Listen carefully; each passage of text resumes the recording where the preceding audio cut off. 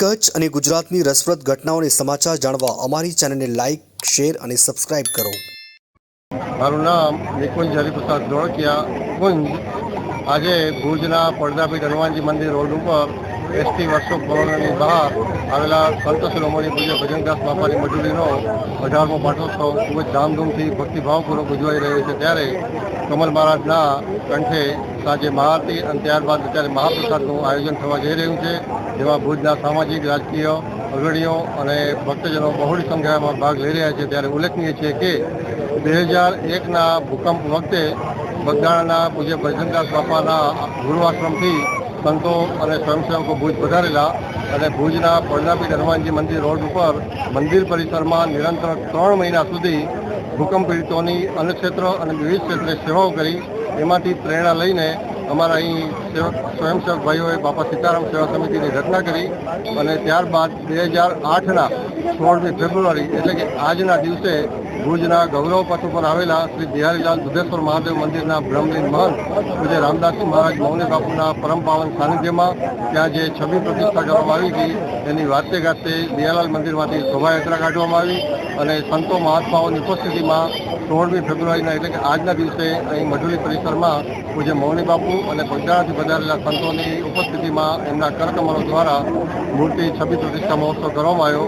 ત્યારથી પ્રતિવર્ષ આ પાટોત્સવ 16મી ફેબ્રુઆરી દિવસે ધામધૂમથી ઉજવવામાં આવે છે. ત્યારે ઉલ્લેખનીય છે કે છેલ્લા 17 વર્ષથી અમારી બાપા સીતારામ સેવા સમિતિ નિરંતર દર ગુરુવારે બાપાને પ્રિય એવા બાળકો માટે સાંજે સાયમ આરતી બાદ 250થી 300 જેટલા બાળકો માટે મહાપ્રસાદનું આયોજન કરે છે. તેમજ અહીંથી પસાર થતા વટેમાર્ગો માટે શીતલ જલધારા, પાણીનું પરબ નું પણ આયોજન કરવામાં આવ્યું છે, વ્યવસ્થા કરવામાં આવી છે. આ ઉપરાંત સામાજિક, રાષ્ટ્રીય, ધાર્મિક તહેવારોની પણ ભવ્ય ઉજવણી કરવામાં આવે છે. આ ઉપરાંત વૃક્ષારોપણ, સત્સંગ અને બીજી અનેક સેવાકીય પ્રવૃત્તિઓ બાપા સીતારામ સેવા સમિતિ દ્વારા કરવામાં આવી રહી છે.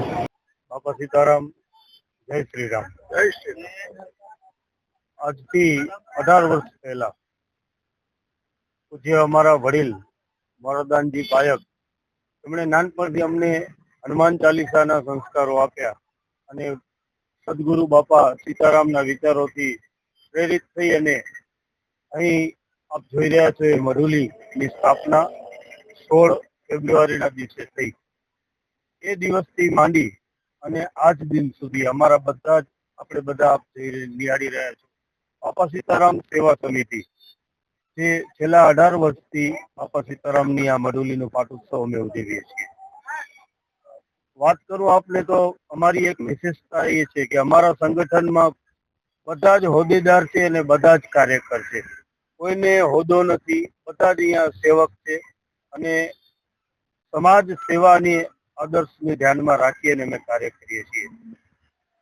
આ મઢુલી વિશે જો આપને વાત કરું સંક્ષિપ્તમાં તો અમારા મુખ્ય કાર્યો જે છે દૈનિક આ મઢુલીમાં આપણે જોશું તો 60 વર્ષથી ઉપરના બહેનો નિત્ય અહીં દરરોજ સત્સંગ કરવા માટે આવે છે.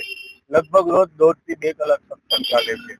સાથે સાથે પાણીનું પરબ, પક્ષીઓને ચણ અને વડીલોને બેસવા માટેની સારામાં સારી ઉત્તમ શાંત વાતાવરણ મળે એવી વ્યવસ્થા અહીં મઢુલીમાં કરવામાં આવી છે.